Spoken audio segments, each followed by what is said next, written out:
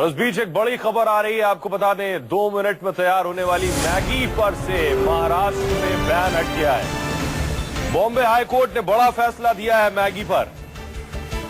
High court ने Maggi से पाबंदी हटा ली है। यह मामला बॉम्बे हाईकोर्ट में नेस्ले इंडिया लड़ रही थी और बॉम्बे हाईकोर्ट का बड़ा फैसला मैगी पर आया है। महाराष्ट्र में मैगी पर से बैन हटेगा। इससे पहले आपको बताएं CFTRI जो कि एक लैब है, उसमें मैगी का टेस्ट हुआ था और उस टेस्ट में मैगी पास हुई थी। CFTRI food safety and standard authority of India के जरिए अप्रूव्ड लैब है। और बड़ी खबर यह कि बॉम्बे हाईकोर्ट ने मैगी से बैन हटा लिया है। अब तक महाराष्ट्र सरकार ने मैगी पर बैन लगा रखा था। न सिर्फ महाराष्ट्र सरकार बल्कि उत्तर प्रदेश, उत्तराखंड, देश के कई राज्यों में मैगी पर बैन लगा हुआ था। मैगी इस मामले को लेकर बॉम्बे हाईकोर्ट भी पहुंची थी। मैगी की यह दलील थी कि मैगी का फिर से टेस्ट हो, एक ऐसी लैब में टेस्ट हो और उस लैब में प्रतिष्ठित वैज्ञानिक भी हो जिनकी मौजूदगी में टेस्ट किया जाए।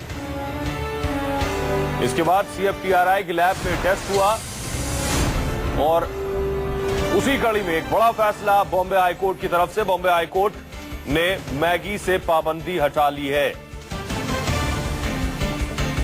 इसके मायने है कि मैगी महाराष्ट्र में फिर से बिक सकेगी, फिर से मैगी की बिक्री महाराष्ट्र में मुमकिन होगी।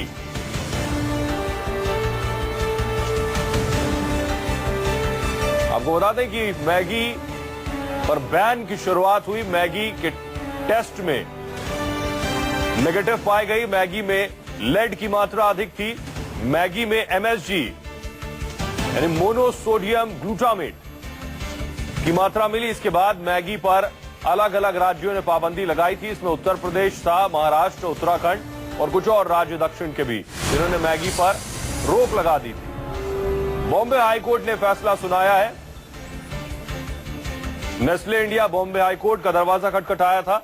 दीपक दुबे हमारे सहयोगी जुड़ रहे हैं। दीपक, क्या कुछ हुआ कोर्ट में? कोर्ट ने क्या कुछ कहा है?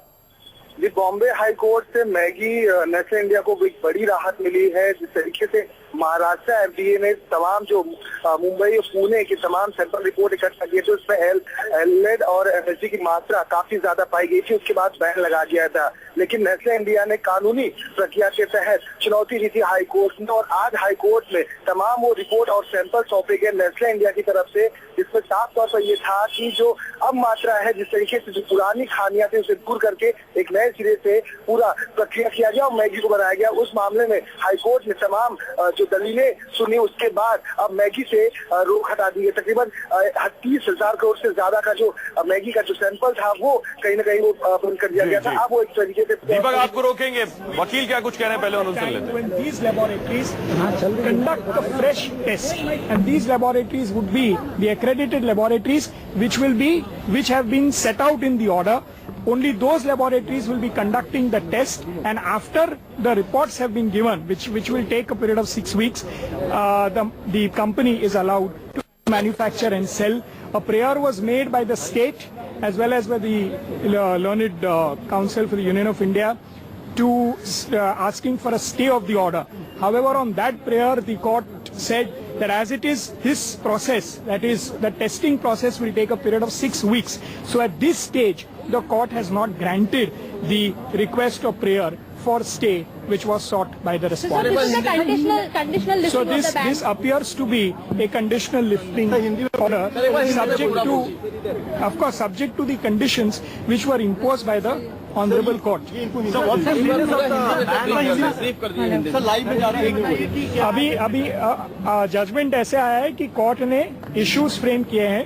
कोर्ट ने अभी का कहा है कि जो बैन ऑर्डर जो पास हुआ था वो अभी लीगली वैलिड या तो टेनेबल नहीं है, लेकिन कोर्ट ने कंडीशन इम्पोज करके कहा है कि जो पिटिशनर के पास जो सैंपल्स है वो 3 लेबोरेटरीज टेस्ट करेगी और वो टेस्ट होने के बाद वो 6 हफ्ते लगेंगे उस टेस्ट को।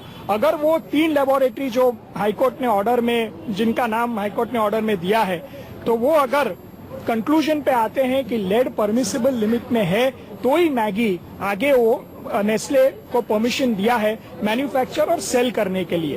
अभी ऐसा ऑर्डर पास हुआ है।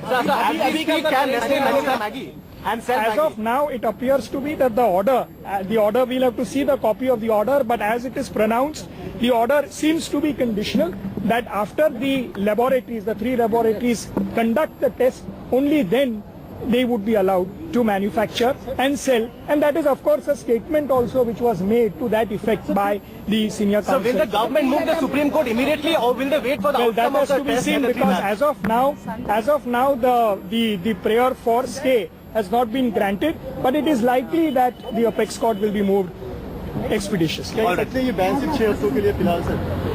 नहीं, 6 हफ्तों के लिए ऐसे नहीं बोला जाएगा। The testing will have to be done.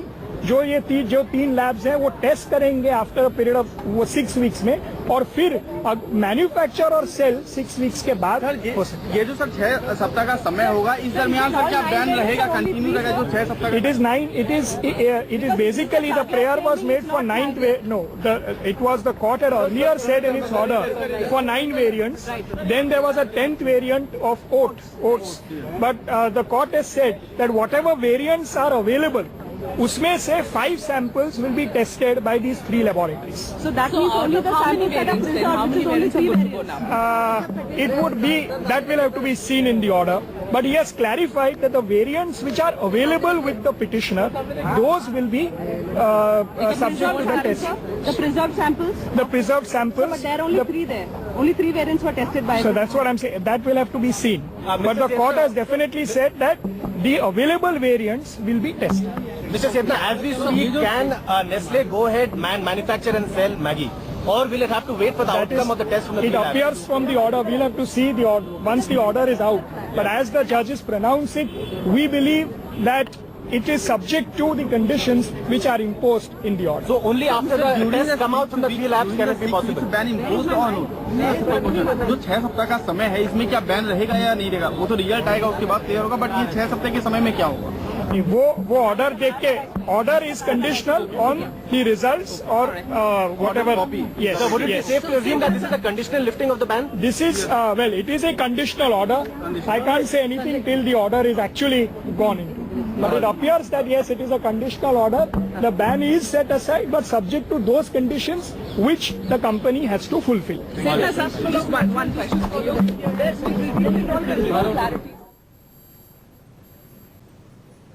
और हमारे साथ सागर खुराडे जुड़ रहे हैं, जो कि all India food processor association के वाइस प्रेसिडेंट हैं। सागर खुराडे जी, किस तरह से देख रहे हैं इस फैसले को?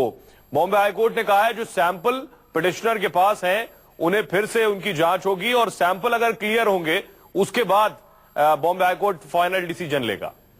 बिल्कुल, from an industry point of view हम we are happy with this decision, because जहां तक प्रोसीजर और प्रोसेस का सवाल है बैन करने से पहले, इट इज अवर व्यू कि वो फॉलो नहीं किया गया था। बिकॉज अगर आप एक प्रोडक्ट को बैन करने जा रहे हैं, उसका सैंपल आपको कंपनी को भी देना पड़ता है, और कंपनी को फिर वो सैंपल ऑथराइज लैब से टेस्ट करवाना पड़ता है, FSSAI के ऑथराइज लैब से। वो प्रोसेस टिपिकली फॉलो नहीं किया था, एंड जैसे ही प्रोडक्ट में एक डिफेक्ट पाया गया जिसकी टेस्टिंग पर भी क्वेश्चन है, वो प्रोडक्ट को बैन कर दिया गया। लेकिन खुराडे जी, इससे पहले भी food safety and standard authority of India ने इस पर बैन लगाया था जी। तो उस दौरान भी लैब में टेस्ट हुई थी मैगी, जिसमें लेड ज्यादा पाई गई थी। हाँ, पर FSSAI के ही लैब ऑथराइज रीटेस्टिंग में और FSSAI के ही ऑथराइज लैब में जब प्रोडक्ट की रीटेस्टिंग गई तो उस प्रोडक्ट को सेफ पाया गया।